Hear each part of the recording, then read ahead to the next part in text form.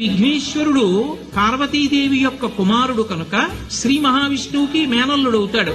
మేనమామల ముద్దు మేలైన ముద్దు. ఓసారి ఎందుకో వైకుంఠానికి తీసుకెళ్లాడు.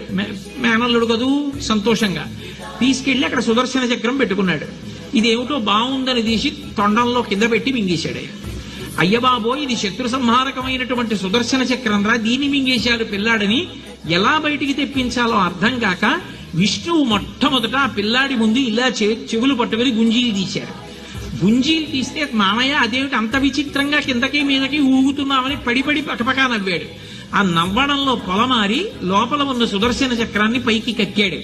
పైకి కక్కడానికి విష్ణువుకి సాధనంగా ఆనాడు గుంజీలు తీశాడు కనుక ఎవరు గుంజీలు తీస్తారో వాళ్ళని చూసి సంతోషించి అనుగ్రహిస్తుంది.